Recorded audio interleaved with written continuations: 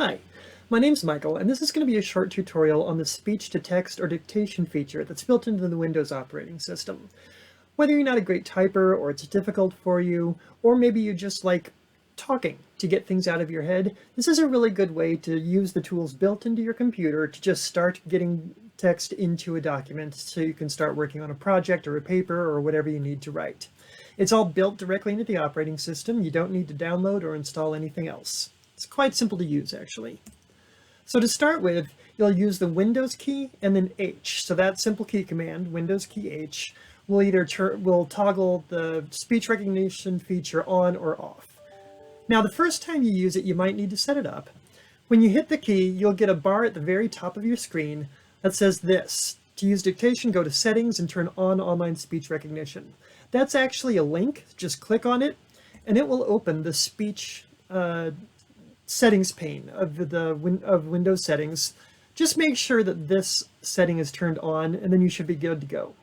At that point, anytime you use the Windows key H command, now the bar at the very top of your screen will start by saying initializing as it thinks a little bit, and then it'll just turn to listening. At that point, anything you say will be captured by the computer and put into whatever document you're working on. When you're done, Windows key H again turns it off, and that's all there is to it.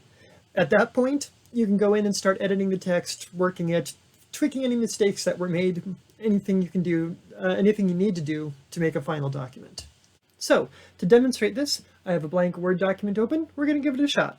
So again, I start with the Windows H command key. It says initializing, listening, and now it's listening. Everything I say processes for a moment, gets dumped into the page. It'll abbreviate it at first, but then when I'm done, either when I pause long enough or when it runs out of buffer space, it'll pause and then expand the paragraph and you'll see everything I've said. And there we are.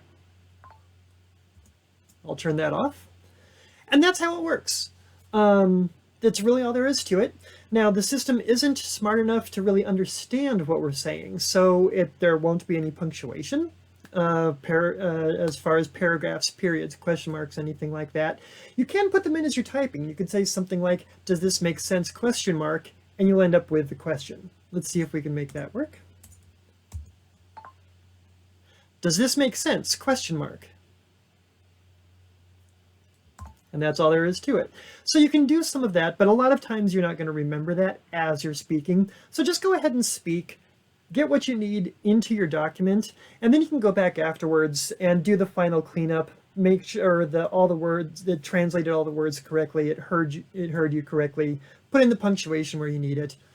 This isn't a good way to write a final document, but it is a great way to get started and maybe save you a little bit of time and effort on the actual typing stage of things.